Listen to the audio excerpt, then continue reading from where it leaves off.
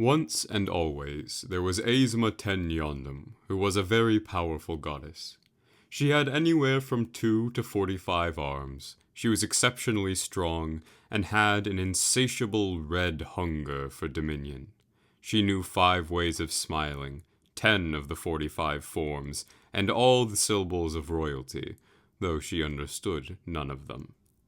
In her blackened heart she let many wicked schemes and plans ripen, and kindled an endless rage against the inadequacy of the universe, which made her one of Yasun's favored companions.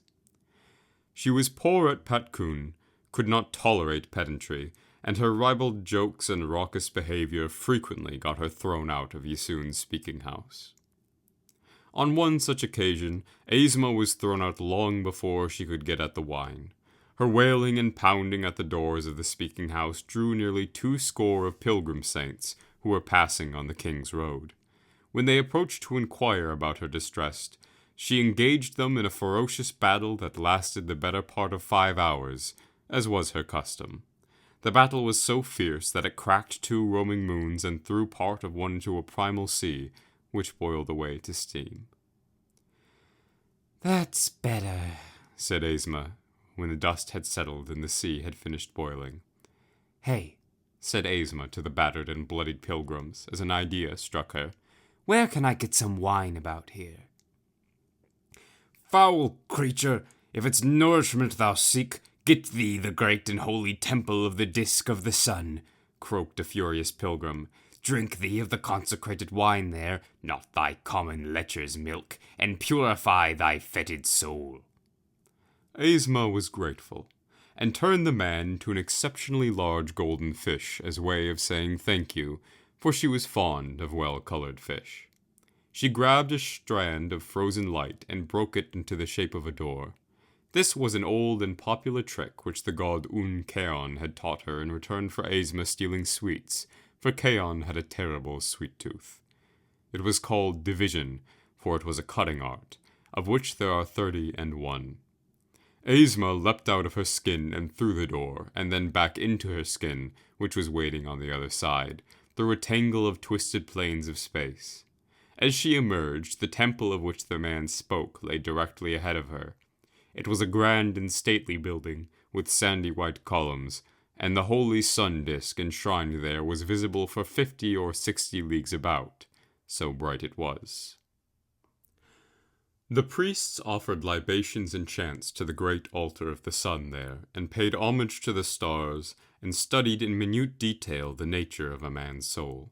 Each was a scientist and philosopher of clean and manly visage, who wore a neatly pressed apron. He discarded ostentation, and valued virtue above all else. Members of the temple spent many hours contemplating the proper roles for women and men, the just ways of proper rulership, and the ways in which a man's perfect qualities could be compounded in his body as in his mind. They had there a great golden scale, with which the head priest measured the weight of a man's vice against his virtue.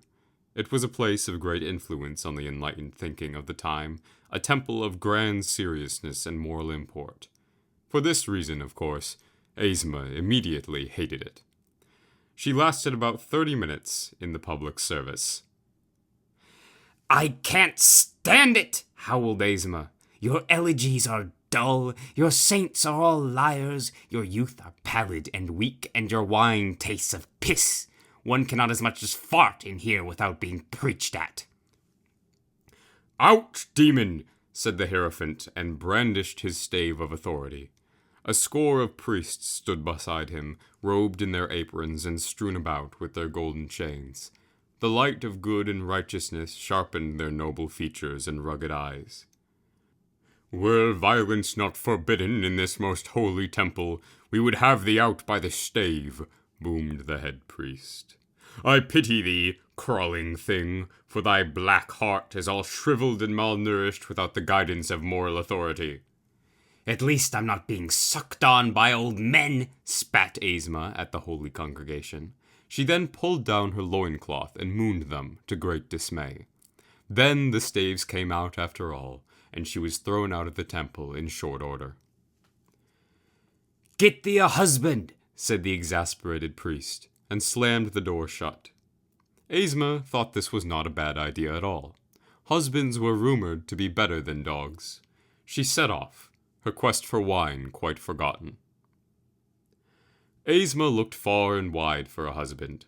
She broke a sunbeam 50 times by division and split her mind into 50 shards and hurled those shards molten through the gaps therein.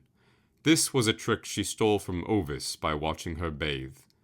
Each shard grew into a splinter clone of Aesma's evil body, and did great mischief as it ravaged the earth, befouled the land, frightened the populace, and scoured the nations of the universe for husbands. But after 5 hours had passed this way, Aesma grew frustrated, and annihilated all her extraneous selves in God's fire.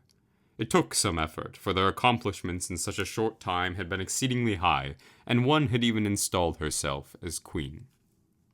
Exasperated, she resolved to ask the god Ogam, who she often came to with difficult questions. Ogam was in his white aspect, and thus a little more contemplative. However, he was a ferocious god of battle and not a philosopher, and thus very rarely gave good answers. Aesma liked visiting him anyway, as he was older than her and loved to spar. So Aesma rode her chariot to the gore-soaked battlefield where Ogam was doing battle with a dozen minor gods of justice, and landed it amidst the melee. Ogam, shouted Aesma. find me a husband. Surely you have a slave that will do? Ogam couldn't hear Aesma at first, as he was in a berserk rage, bending the great stave of the bird-headed god of law Goom in half. When the stave snapped, Ogam hurled Goom into the sun and calmed down a little bit. He and Aesma were very close friends. I have many slaves, said Ogam to Aesma, but none will do for you, little sister. None are your equal. Come back later, and I will find you a great, roaring god for your spouse, hung like a bull and with muscles like an elephant. Aesma was discontent and smacked Ogam in the forehead. Ogam hardly noticed, as his skull was thicker than a fortress wall. This was one of his excellent qualities, in Aesma's view. I've waited enough, fumed Aesma. Why, just now I was preached at, just for wanting a drop of wine. If you can't find me an equal, tell me, who is my equal? Ogam was perplexed, but he was saved when Baratus of the Silver Scales smashed into him with his 6-wheeled chariot and knocked him off his feet, sparing him an answer. The other 10 gods of justice leapt upon Ogam at once with their clubs and staves and holy rods, and began to beat him savagely. Aesma found this uproariously funny. You wicked one, said Isperator, the crown of truth. How can you stand there and cackle? Begone! We are punishing the tyrant Ogam for his drunken transgressions with the mistress of the Petal Tower.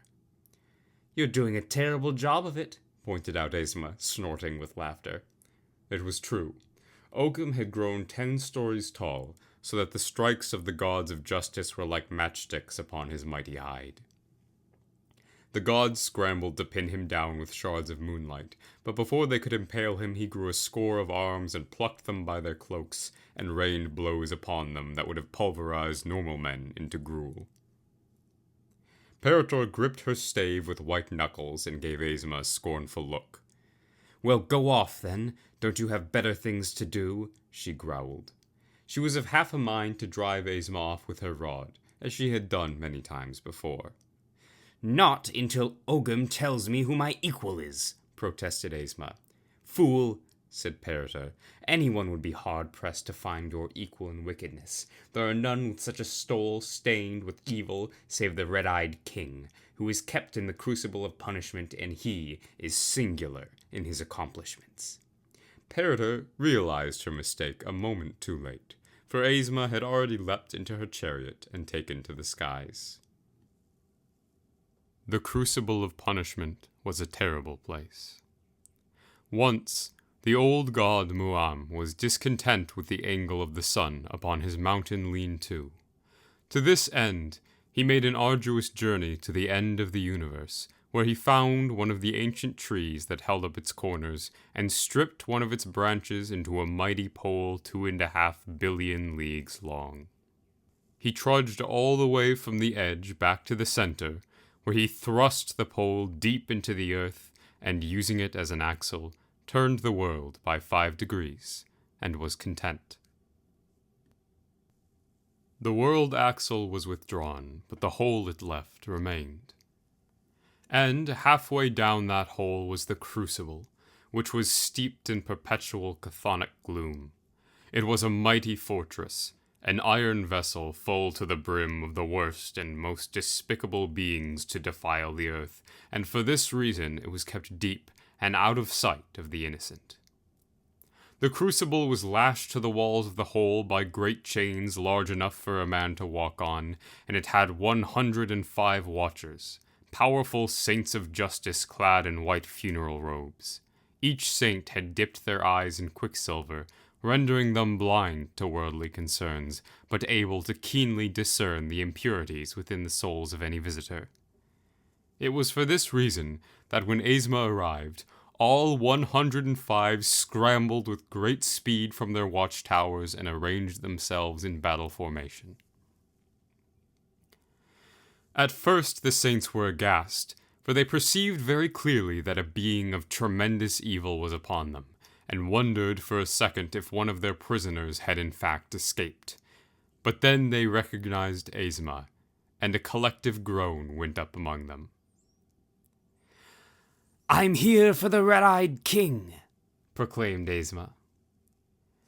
"The king shall ne'er see the lands above again," said one of the saints. "He has proclaimed his enmity against the forces of good in clear terms. He is a sun-swallower and a world-destroyer, a tyrant and a demon of pure malevolence." "He sounds dreamy," said Aesma. "When can I see him?" The saints narrowed their silver eyes and set their spears as a thicket of blades against Aesma, for they knew her well. "Never," they said in unison. "Great saints," wheedled Aesma, "please have pity on a poor and desperate girl.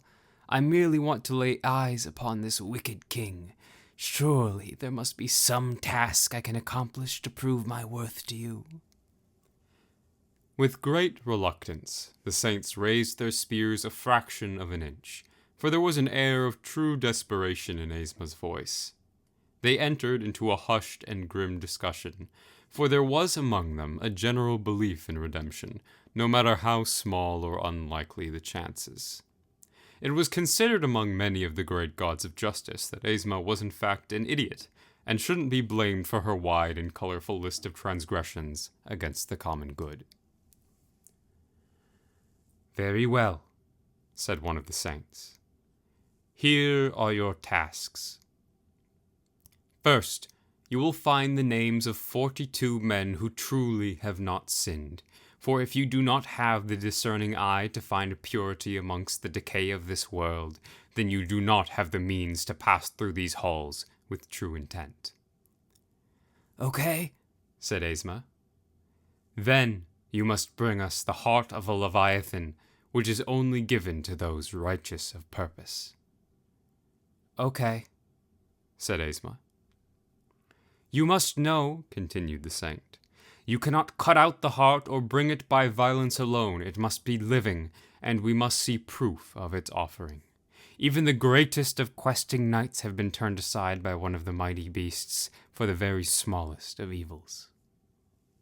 Next, you will travel to the holy mountain of Sabaoth-ur, where the monks of the empty voice keep their silence. For a year and a day you must dwell on that mountain and utter not a word. You must discard your possessions and go about naked as the day you were born, but rid yourself of all lustful ambitions and aspirations of the flesh. You must cast aside your battle consciousness and ancillary violence forms. You must rid yourself of the poetry of destruction, break your weapons, and purge the breath of death from within your lungs. Bring us then a token from the abbot there that proves you have undergone these trials. With the heart and token both, we will let you in to lay eyes upon the wicked king."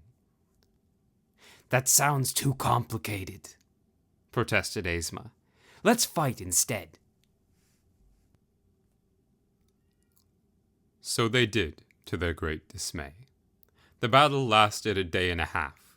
So much of Aesma's molten blood was spattered above that it melted through 3 of the iron chains that held the crucible in place and caused it to tilt.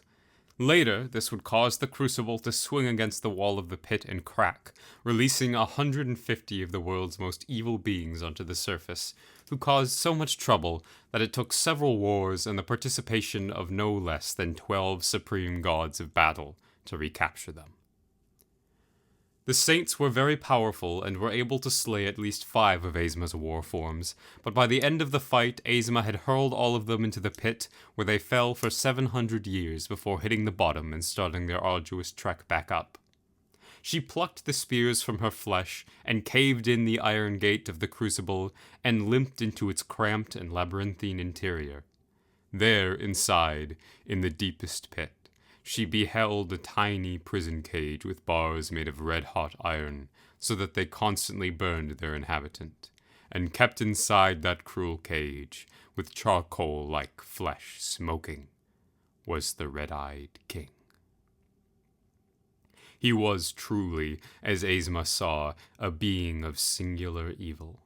Though his skin was black from the fire and cracked and red raw from his prison, he did not flinch one bit at his torture.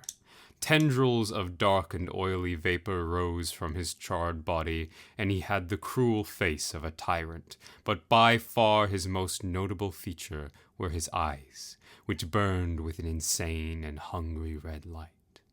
As Aesma saw his eyes, she saw instantly that they were sparks of an awful dark flame that would grow to consume the world if they were given kindling.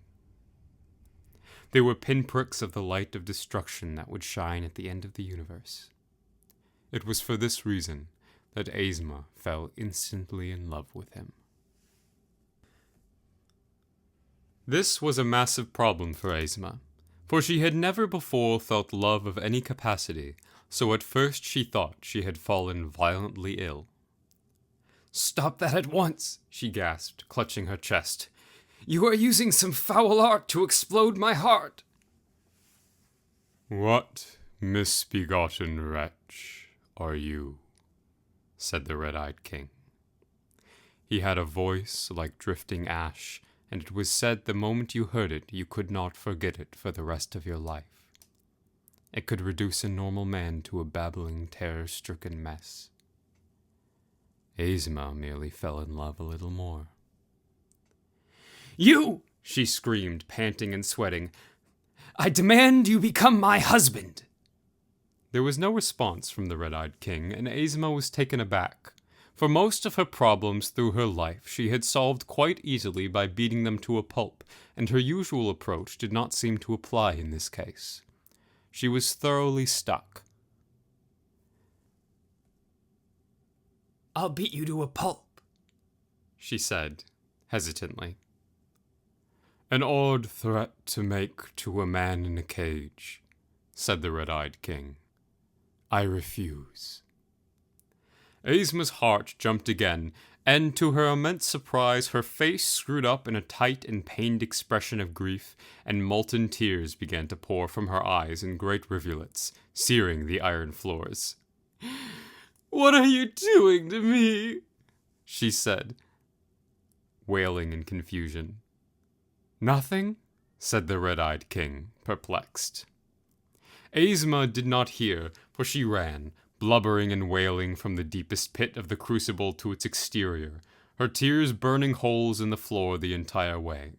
And once she was outside, through her steaming eyes she groped for and found the tiniest particle of matter she could, and smashed that particle into an explosion so violent it sent plumes of white fire shooting up and down the shaft, and hurled her up and out of the pit, where she grabbed a passing shaft of sunlight and broke it into a door she could travel through. When she hurtled through that door, the light in her destination was clear and unwavering, for she had returned to the only place that knew anything about husbands in her esteem, the temple of the disk of the sun.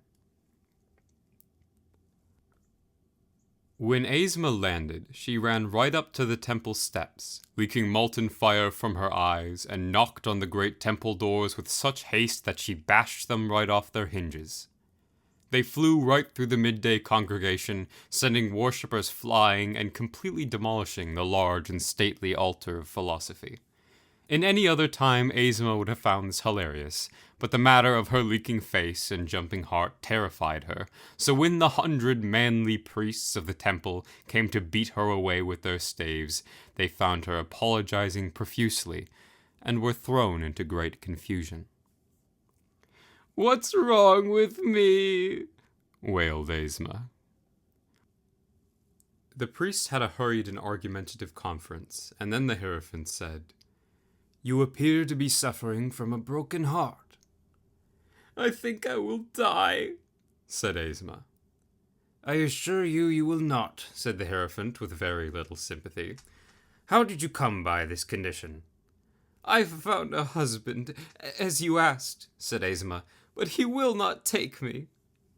A great discordant cry went up then among the priests, and they threw themselves into furious debate.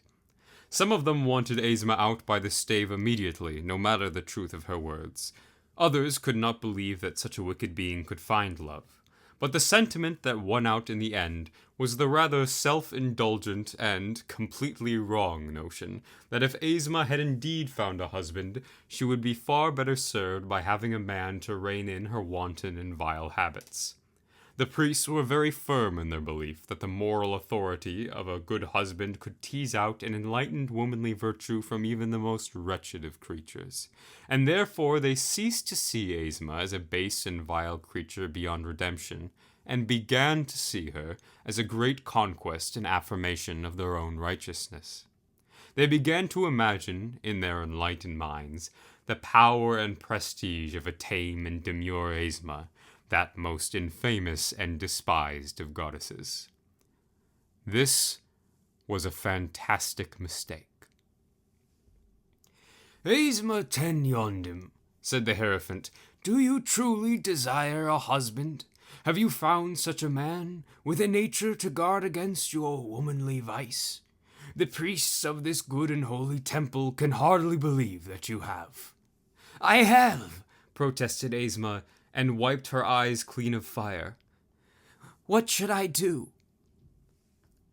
"You must promise to submit to his superior will," said the stern Hierophant.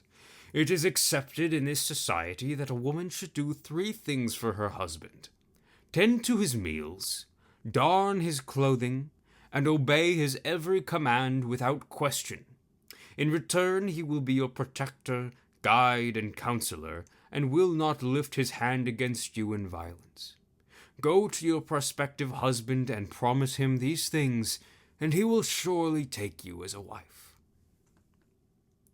Aesma was very tempted to beat up the Hierophant, for she despised commandments, and she hated things that came in threes.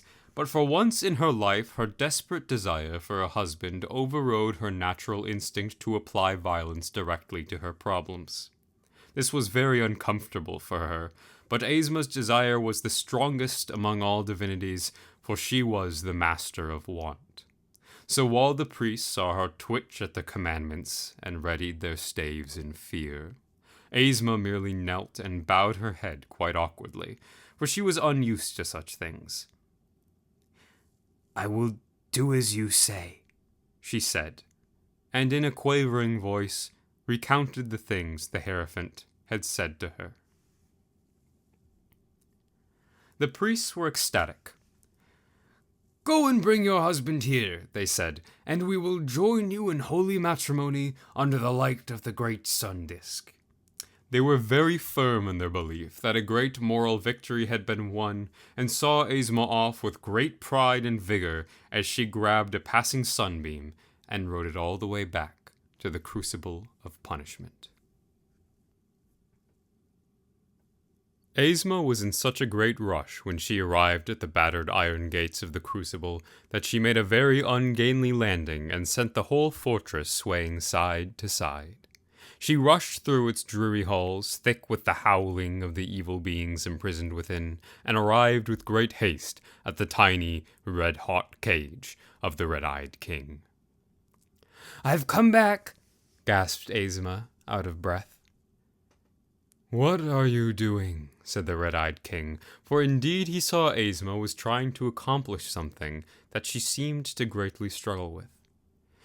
"I'm trying to prostrate myself," said Aesma. It took her the better part of the morning, and even then she could only manage it for 5 seconds at a time. But in those 5 seconds she said this: "I promise you that if I become your wife, I will tend to your meals and don your clothing and obey your every command without question. In return, you must be my protector, guide, and counselor, and you must not lift your hand against me in violence." The king mulled this offer over, and saw that there were many fine things for him to exploit, for his wicked mind was as twisted as Aesma's, and he too could bend the world into shapes to his choosing. This was the source of his power. "I accept," he said, and his evil red eyes burned a bit brighter. Aesma could barely contain herself and jumped for joy, which only sent the entire fortress swaying and shaking more violently. "What should I do, O husband of mine?" said Aesma. "Let me out of this cage," said the red-eyed king. So Aesma struck the cage with all her might, and bent the bars asunder with a shower of sparks. The bars were very hard and white-hot, and Aesma was burned quite badly, but Aesma was so love-struck she hardly noticed. "Ah, I am so weak," whispered the red-eyed king as Aesma carried him out of the cage, and Aesma saw that this was true, for the king's form was charred and pitifully thin from his confinement, so that he could barely stand. She cradled him and fussed over him. "Oh, what can I do for thee, my husband?" she said, desperate for his affection. "Please make for me my favorite meal," said the red-eyed king. "Your favorite meal?" said Aesma, who hadn't anticipated ever having to actually cook. "Yes," said the red-eyed king, and his eyes flashed with an evil glare. "It is a plum from Yasun's private garden. I used to eat them all the time when I was free, and I crave their sweetness now. If it is thy wish to be my wife, then that is the succor I crave." "Oh, that's easy," said Aesma, who was privately very relieved she wouldn't have to cook, and didn't give one thought to what the king had asked for the plums of Yasun's gardens could grant eternal life, and their juices nourished the flame of the body to an immense roaring brightness, so that any who ate one would be almost impermeable to harm. Aesma dropped the red-eyed king with very little ceremony and leapt to it, and very shortly she had returned with a glistening plum from Yasun's garden, plump and ripe. Normally the garden was guarded by a red 10-antlered buck who was resolute in his duty, exceedingly calm, and the most powerful fighter in the universe, for the wide trunks of the plum trees were littered with the bones of his foes. But when Aesma had arrived there and asked for a plum to please her husband, the buck had been so taken aback by the notion of Aesma submitting to marriage that he was completely stunned for a full 3 seconds, which was more than enough time for Aesma to snatch a plum and leap out. "Ah, excellent," said the red-eyed king. "Now feed it to me, wife." And Aesma did, bit by bit. And bit by bit the red-eyed king fleshed out, and the char and scabs fell away from his flesh, and his wounds sealed, and he grew more and more in stature, until he stood 3 times Aesma's height. And Aesma saw that he was a tyrant king with night-blue skin, and a wild mane of hair like a tangle of shadows, and great fangs and tusks jutting from his black lips. His nails were wicked claws, his arms were like corded iron, and his hands were large so as to easily snap men's necks. For this reason, Aesma fell in love with him a little bit more. "Oh, but husband," said Aesma, blushing and giggling, "you are quite naked." She was thoroughly enjoying being a wife so far. "Yes," boomed the king, and gave a mighty evil laugh. "Wife, attend me." "Oh, what can I do for thee, my husband?" said Aesma. "Mend my clothing," commanded the red-eyed king. "I had one time a hauberk made from the scales of the serpent that coils beneath the ash of the world. The feathers of the screaming rock I took for my mantle. My shield was of the tail hide of the leviathan that haunts the deep, and my sword was carved from the bone that is found in the heart of a world tree." This was all a fantastic lie, of course, for the king had never had such a fine or rare clothing. And if he had been good in such armament, so empowered by the plum he had eaten, the gods of justice would never have had any hope of defeating him in battle. He would have laid such waste to the universe that had never been seen before, and burnt it to cinder, so that his red eyes could lay their baleful gaze only on smoldering ashes. This was his one and true desire, for like Aesma, he was an idiot, and did not understand the true nature of royalty. Aesma, of course, did not detect his hidden intentions, for she was smitten with love. "At once, my husband," she said, almost tearful in her joy, and strode off to gather what she could. She was so focused in her matrimonial bliss that she scarcely gave any thought to the monumental scale of the tasks she was accomplishing. First, she dug until she found and tugged upon the tail of the mighty serpent, whose body was thicker around than a city is wide. Yanking it from the earth, she wrestled with it for 3 days, during which she bashed enough scales from its body for her purpose. Then she dove into the black and limitless ocean, and swam until she found the leathery and ancient leviathan of the deep. Aesma was very bad at fighting underwater, and couldn't hold her breath for very long, so the battle went very poorly for her at first. But very shortly she became so fed up that she summoned a score of transcendental fist arts and rained such horrific blows upon the water around her that she beat it back for a full day, turning the bottom of the ocean into dry land for a short while. The Leviathan was very slow on land, so Aesma bludgeoned it into unconsciousness and stole its tail while it slept. Next, Aesma tracked the rock, and clung to its back for a full week while it pecked her viciously, but she was able to pluck enough feathers to make a fine mantle. Then she rode her chariot to the edge of the universe, and fought through the howling winds, the scouring cold, and the limitless demons that poured in from the edge of existence there, and, after a harrowing journey, she was able to hack out a heart slice of the fourth world tree that held up creation, using a vorpal shard of void ice. The tree was mighty enough to withstand its mutilation, and it recovered in time. But until the time it was injured enough to bow just a little, so for a while an entire corner of the universe sagged quite terribly. This caused great consternation in Yasun's speaking house, and among the multitudes of stargazers, astronomers, sorcerers, and technosaints that measured such things. But Aesma was scarcely aware of this. In a fervor, she fled to Koss's workshop and stole his lesser chisel while he wasn't looking. Then she crouched over a public hearth for a full week, and banged her husband's armaments into shape. When Aesma returned, she was truly a terrible sight. Her skin was puckered and swollen from the venom of the world serpent, she was frost-burned from her trip to the edge of the world, and she was bitten and punctured all over from her great battle. But she was beaming, for she was still terribly lovesick, and in her arms she had a great hauberk of shimmering dark scales, a glorious feather mantle, a mighty hide shield, and a white and curved sword, carved from the iron-hard heartwood of the world tree. "Here is your armament, O husband," she said, out of breath and beaming with joy. "This is a sword that will cut 36 ways at once." The king was greatly pleased at the gullibility of this poor fool, and he donned his impermeable garb. "Oh, what else can I do for thee, my husband?" said Aesma, totally consumed with love.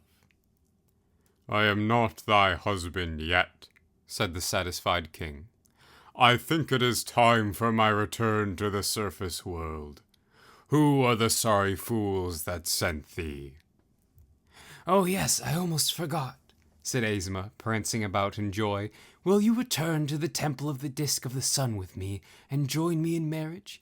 We can have a massive wedding ceremony, and I'll invite everyone in Yasun's speaking house to attend. No, everyone in creation. We can have drinking and dancing and fighting and dancing, and afterward I can build us a great big house, and we can have lots of magnificent and gigantic children. Yes, let us attend this ceremony, said the king. Make of thee a beast I can mount, and we will be there promptly. And Aesma did. She turned herself into a massive black beast with wings of the darkling sky and talons the size of a man, and the king sat astride her back and rode her out of the pit, his red eyes flashing the entire way. So it was that the red-eyed king rode Aesma through star winds and yawning gulfs of space-time to where the temple of the disk of the sun stood glowing in its stately majesty. And when Aesma landed with the king astride her back, the priests from the temple marched out from between its columns in graceful stride. Their aprons were neatly pressed, and their collars were starched and spotless, and their gleaming rods of office rapped out a pleasing synchronous pattern as they came down the temple steps. For indeed, the priests were expecting Aesma. Their hearts were full of the pride of their victory and anticipation to see what manner of man had conquered Aesma the wicked so thoroughly. Already they had spread the word of Aesma's forthcoming wedding widely across the world, and it had become table talk across all creation in short order. The temple at that time was for that very reason bustling with activity. Worshippers, gossips, and philosophers alike had all come to see the triumph of order, reason, and light over womanly discord, darkness, and wantonness. But as the priests descended into the temple courtyard, they beheld that the throng gathered there around the new arrivals was recoiling in horror. There was no proud and virtuous man standing there, for as the king dismounted, and as he stood to his full, monstrous height, the priests beheld that he had a pure and perfect aspect of a destroyer, and at once all their notions of victory melted away, for victory itself is, of course, a ridiculous notion.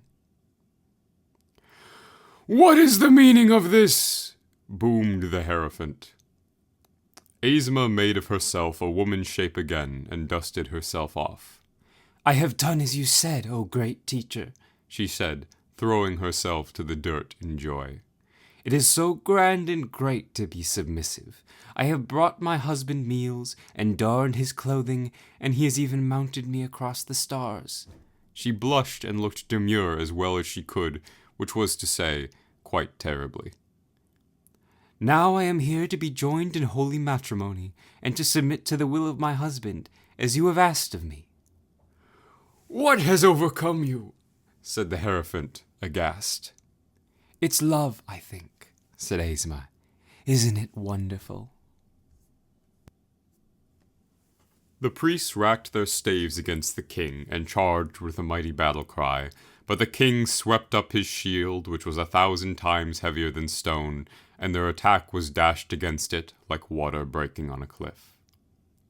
I must thank you for inspiring this poor fool to free me from my long imprisonment, said the king, in his voice like drifting ash. Aesma was too dazed to notice being called a fool, and merely gazed upon the king through tears of admiration. Now that I am free, said the king, these eyes of mine see a world even more putrid and insipid than in ages past. I ache for its destruction, and since I deal only in fire, fire shall be thy reward. The king pulled his rock feather mantle tight about him, and drew into him all the dread powers and venoms of the night. He invoked his war forms, of which he had 92, and clothed himself in roiling smoke, and crowned himself with cinders. Planting his feet, he grew to such monstrous size that his flame-circled brow seared the clouds, and the earth shook and shuddered with his mighty inhalations. The crowd at the temple scattered before his majesty, and black clouds obscured the light of the great sun disk, as the king reached out with taloned hand and crushed it into 1,000 splinters. The light and power of the disk was exceptionally potent, a great beacon of strength and wisdom that had drawn in pilgrims from distant empires to bathe in its majesty. For this reason, it seared the king just a little when he crushed it with his hand, but then its light was snuffed, and it fell in shards to the earth. As an oily night fell upon the land about, the virtuous and manly priests of the temple knew immediately they had made a terrible mistake. "Wife!" roared the king in a voice that seared the mountain tops far away. "Bring me mine sword." And Aesma brought the king his massive sword of bone that could cut 36 ways at once, and he enwreathed himself in a dread black fire that could burn up the land, and immediately set about his rampage. First, he smashed aside the priests and roaming saints that came up to defend the temple, for their staves and starched aprons could do naught but turn to char beneath his onslaught. He toppled the white and stately columns of the temple, and he burned the altars to cinders with the mere heat of his body. Most of the crowd and congregation was slaughtered and torn to bits from the gale of his passing, and the temple was consumed in hellish flame. So satisfied with his work, the king turned his red gaze away from the temple, and found all the land about unspoiled and pure, which offended him greatly. He took 5 great strides across the land, and each stride burned a forest up and smashed its trees to matchsticks. On his 5th stride, he found the great domain of the king Mavamtar-Io, which was a shining white city that had long revered the great sun disk, with orderly avenues and leafy boulevards of gilded paving stones. As they saw the king approach, the city guard blew the great horn of defense, and to its clarion call rallied 5,000 men-at-arms in armor made from gleaming fish scales, whose chariots were drawn by horses shod in silver. The warriors of that city could draw a bow heavier than any man in 500 kingdoms, and they were brave and righteous men, bearded and muscled from toil and training. They loosed upon the king their shafts, but once again he drew up his bulwark and dashed the rain of arrows into a pitiful shower. The king struck out with his sword that cut 36 ways, and it cut the air with a fierce and awful wind that blew the walls of the city asunder and killed 700 men in one blow. And in very short order, the king's red gaze beheld only ashes where the great city had stood, and he was pleased. Aesma, for her part, was so lovesick that she could sit only in stunned admiration in the smoking ruins of the temple, and watch as her would-be husband lay waste to the land about. But very shortly it occurred to her that the marriage ceremony would still have to take place, so she staggered to her feet and skipped after the king, following the wake of his destruction. And indeed that wake grew very large indeed. On the first day of his rampage, the king razed 10 cities to the ground and slew a score of demigods. On the third, he had razed 35 cities and slew 132 demigods, and thrown 20 temples into ruin. And by the 7th day, he had razed 95 cities, slew 560 demigods, boiled 7 seas to dust, burnt the College of Stars to the ground, set alight the Elaptis River, and slaughtered the god Un-Utram in single combat. And each day Aesma followed along, giddy with love, to mend his battle-worn armament and sing his praises. But as the sun grew low, and the only light was from the cities burning to the ground around the king, Aesma would tug at his ankle and say, "O husband of mine, will you come back to the temple with me? Have you forgotten our ceremony?" This grew extremely vexing to the king, who truly cared little for Aesma and could harbor nothing so infinitely complex as love in his small and dull heart.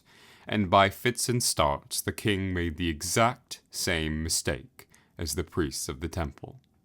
He began to relish in his conquest. he grew assured in his victory, for the swathe of carnage and devastation that the king had carved was visible even from Yasun's speaking house, and its smoke was so thick it blotted out the sun for near half of creation. Grand and imperious armies rallied against the king and were dashed to pieces upon his armor, and everywhere he left, he went a sea of dying men and horses. Even the metadimensional halls and transcendent planar estates of the gods began to pay attention to the king, and rallied their celestial hosts. War gods girded their loins and clad themselves in steaming armor and summoned their sword arts for battle. The great gods of justice summoned the minor gods of justice from where they were harassing Ogam, and together they shouldered their spears and clothed themselves in molten law, and marched for the battlefield. But even the gods themselves could do little but slow down the king's ferocious rampage, for battle as they might, they were unable to strike a single wound against the king, who was encased in his invulnerable armament. And the king did not sleep or tire, for his hatred of creation and his burning rage against the insipid beauty of the universe gave him the awful power of want, which filled his limbs with unstoppable force. He shattered the smoking spears of the gods of justice, and threw down the gods of law with a strike from his shield, and did battle with Sivran, god of conquest, for 7 days before Sivran retired to his palanquin from exhaustion. So indeed the king's victory seemed assured, and it was there at the height of his conquest that he decided to rid himself of Aesma. "O husband of mine, won't you come back to the temple with me?" said love-struck Aesma for the 20th time. The king looked at her with his terrible red eyes and said, "Get thee gone, Nat. Thou hast served thy purpose. Now play in the ashes for a while." And he took his sword that could cut 36 ways and smote Aesma with a blow so mighty that it sent her hurtling across the world and blew all the love clean out of her. When Aesma landed, she was pouring tears again. She staggered around, sobbing, until she found herself trudging through the ashes of the temple of the disk of the sun. By this point, she had been crying for a good day and a half, so her eyes were very sore and blurry with fiery tears.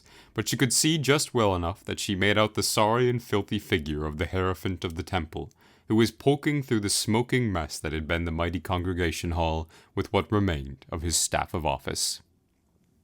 "Oh, teacher," sobbed Aesma, and shook the poor Hierophant from side to side. "I did what you asked. I've followed all the rules of your temple. Is it because I'm too wicked that I must be punished so?" "You awful, wretched creature!" shrieked the Hierophant in rage. "Look what your foolishness has wrought! Get up and set this right at once!" "Oh, I was struck by my husband," said Aesma, "and now my heart is aflame with pain." And she sobbed and rolled around in self-pity, covering herself in ashes and moaning. The immediately Hierophant saw that he had made a second and far greater mistake than getting Aesma to marry in the first place. By trying to tame Aesma, he had inadvertently removed one of the only weapons that could be relied on to bounce pompous fools such as the Red King with any degree of reliability.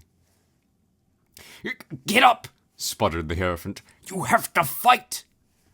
"But that's against the rules," sobbed Aesma. "You useless moron!" said the Hierophant. "The great disk of the sun is shattered, the temple is brought to ruin, and the world will ne'er see its like again, even in the whole history of creation. The stars themselves burn with the evil you have unleashed. Who cares if you were struck?" It was true that the temple would never return, but Aesma was not listening, for a sudden thought had hit her like a stone, and she sat up. "Say," she said, nurturing a growing anger, "if my husband strikes me, doesn't that break our marriage vows?" "You absolute dolt!" said the Hierophant. "You haven't even been married yet!" "Oh," said Aesma, standing up and becoming herself again. "I'll beat him to a pulp." She smacked the Hierophant for good measure and felt fantastic. Then she set off in a dead sprint through the charred and smoldering landscape to where the red-eyed king stood, wreathed in ruinous power and laying waste to the world about him with great bolts of black fire and scorching ash. 500 gods were doing furious battle with him, and the light of their burning combat obscured the sky itself. Aesma, instantly filled to the brim with an unstoppable berserk rage upon seeing his wicked face, began to tantrum, as was her custom. You! She screamed, and laid hand upon the nearest thing to her, which was a large rock. She hurled it with tremendous force, where it struck the king in the thigh, and made hardly a dent. Aesma was so angry she turned to the next largest thing she could find, which was a stray horse. The horse was a well-bred steed that had once pulled the chariot of Mantos Am, god of tax law, but Aesma cared very little. She gripped the horse by its mane and flung it bodily at the king. It bounced off his thigh, and he barely turned from his heated combat. This so enraged Aesma that she turned to the next largest thing she could find, which was a boat, a mighty war barge 100 paces long or more that had washed ashore when the river was vaporized by the king's passing. She flung it at the king with terrifying force, and it glanced off the back of his hauberk and shattered into 1,000 splinters of wood. This got the king to turn a little in Aesma's direction, but at that point he gave her so little regard, so enthralled by victory as he was, that he spared her only the tiniest sliver of a sneer before turning back to his fight and swatting 3 gods of war out of the sky with a swing of his hand. Aesma could not take it at that point. She dug her fingers in the earth and with a mighty heave flung part of the entire battlefield at the king. It struck him square in the shoulder and knocked him off balance as clods of earth, men, horses, and errant war machines went flying everywhere. "What are you doing, miserable creature?" said the king. He threw off his combatants and turned to face her, and aligned all his aspects of war and mastery, armor states, and vorpal blade arts in her direction. He was an awe-inspiring sight. "I think you're the handsomest man I've ever met," said Aesma, and she was quite sincere, "and you've got such a great work ethic, but you struck me with that sword that cuts 36 ways, and more importantly, you let my love for you pour out of me and die cold and withered on the floor, and that I cannot forgive."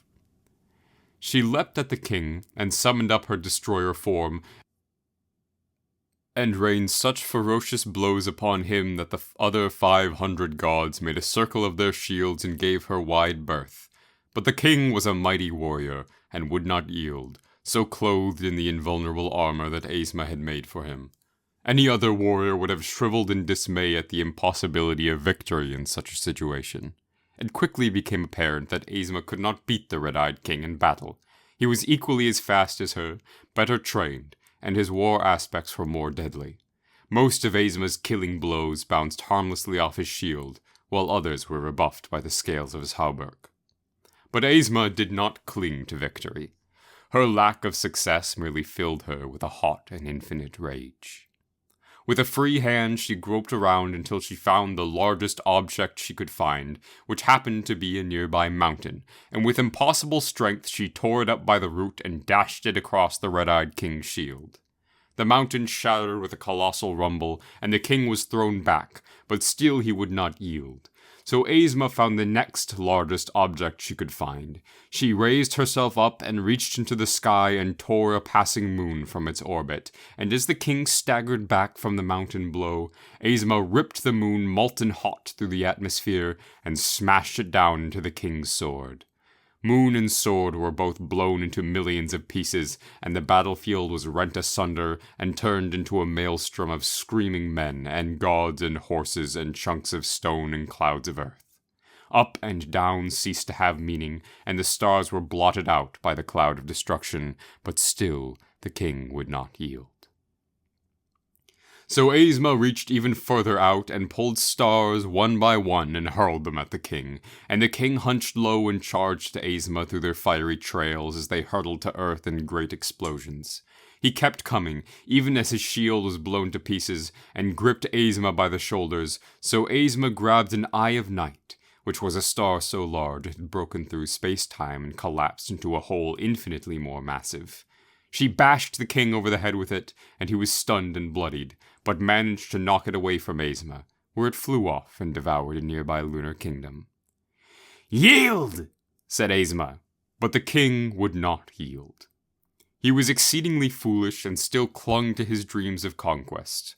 This allowed fear of losing to make its way in his limbs, which poisoned his grip. Instead of snapping Aesma's neck, as he should have easily done, she instead squirmed out of his hold.